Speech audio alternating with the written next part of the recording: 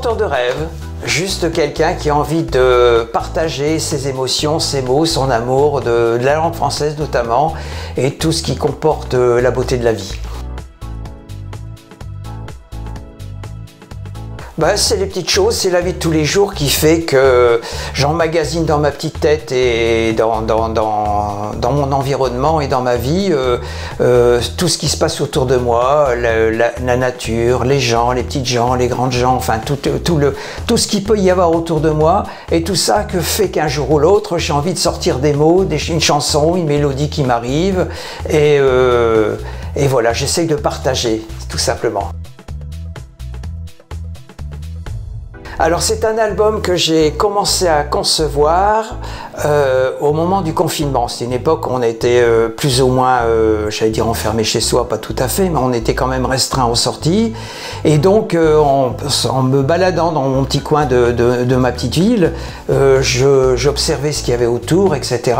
Et il y a plein de choses qui me sont arrivées comme ça, et j'ai juste envie de créer un nouvel album, donc ce qui sera mon 3e album, avec toutes les choses qui me sont arrivées en cette période-là, avant et après également. Alors la production se fera avec en grande partie avec Deven Productions, mais je me suis aussi entouré de compositeurs, de mélodistes, d'arrangeurs et de tous ces gens-là qui font qu'un album peut être réussi ou pas.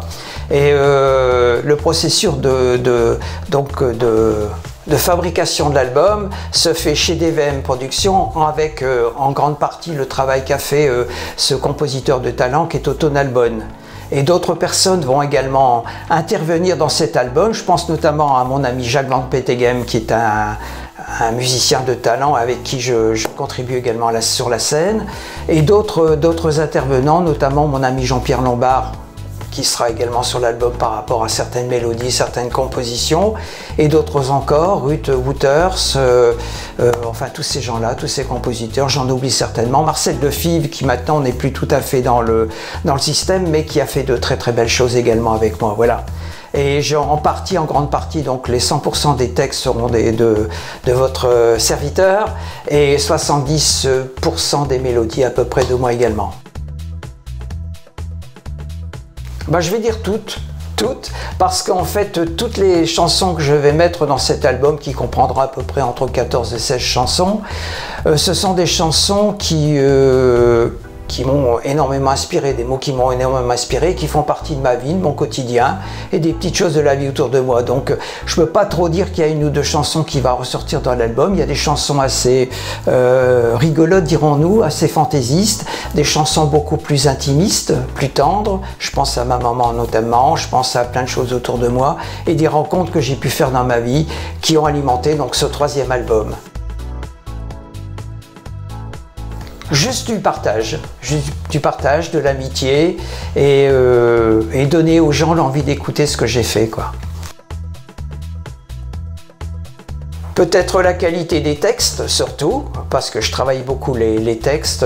Je suis un petit peu, comme disait Jules Bocard, je suis un petit peu un ciseleur de mots.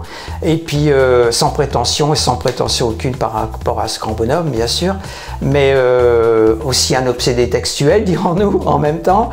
Et je trouve que les mots ont beaucoup d'importance. Je pense à mon ami Robert Farès qui dit toujours ça également, qu'il faut travailler le texte français pour que notre belle langue française soit toujours présente. Alors j'ai envie de colporter ça, et juste colporter de l'amitié, qu'on ait un petit regard, une petite écoute sur ce que j'ai fait, mais sans aucune autre prétention.